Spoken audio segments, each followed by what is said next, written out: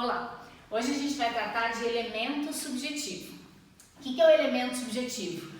É justamente aquilo que passa na cabeça do agente quando ele pratica o delito.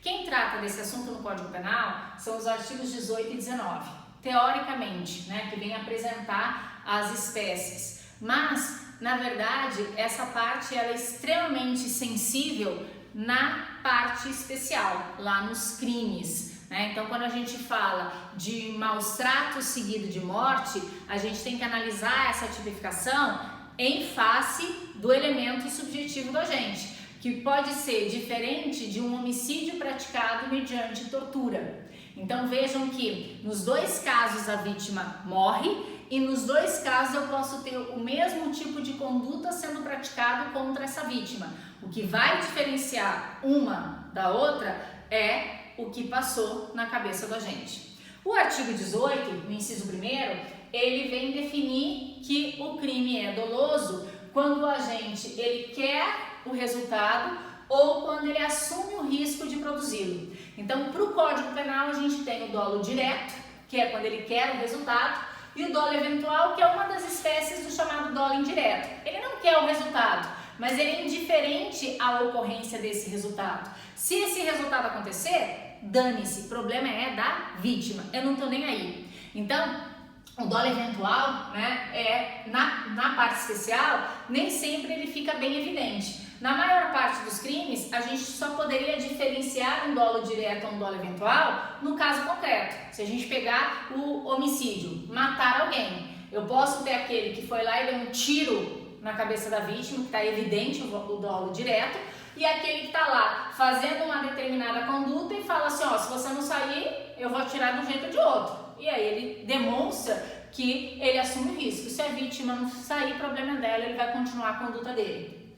Mas em outros crimes, a gente verifica que há uma diferença na própria tipificação. Se a gente pegar o artigo 130, ele traz o crime de perigo de contágio de moléstia venérea. E aí ele fala expor a vítima a contágio de moléstia venérea de que sabe estar contaminado ou deveria saber. Se ele sabe, ele tem dolo direto de expor a perigo. Se ele deveria saber, ele tem o dolo eventual. E aí vejam que eu trouxe dois exemplos em que num eu tenho o chamado dolo de dano, que é o homicídio. Eu quero atingir a vida, o dano à vida.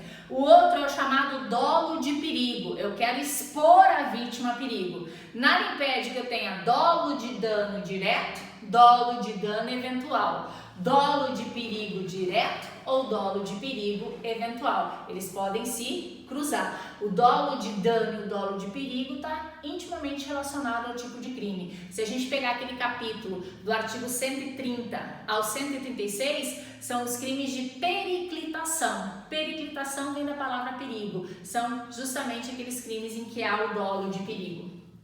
O crime culposo é quando a gente não quer o resultado, mas ele o provoca por imprudência, negligência ou imperícia. Qual a diferença das três? Imprudência é a ação, ele fez sem cuidado. Negligência é a omissão, ele deixou de fazer aquilo que ele precisava ter feito. E a imperícia é a falta de técnica, é a falta de perícia, geralmente ela está relacionada à arte, ofício ou profissão.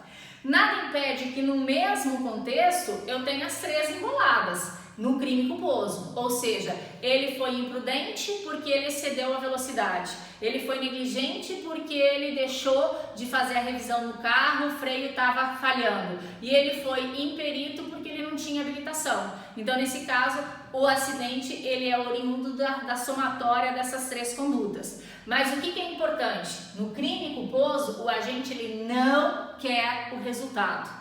Ele não assume o risco de produzir o resultado.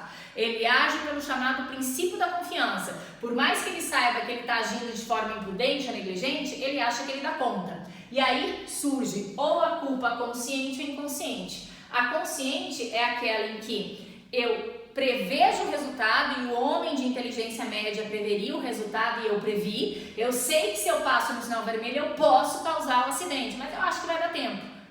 Não é um horário tão de movimento na rua. E a culpa inconsciente é aquela em que o homem médio teria previsibilidade, mas esse agente não previu. Qual é o cuidado que a gente tem que ter? É que muitas vezes, quando eu olho a conduta aqui fora, eu vejo a ação, mas eu não consigo de imediato observar o que passou pela cabeça da gente. Então vamos imaginar a seguinte cena: eu tô sentada na calçada, né, no final da tarde, dando uma olhada, uma esparecida, tô vendo ali o movimento da rua. De repente eu enxergo um atropelamento.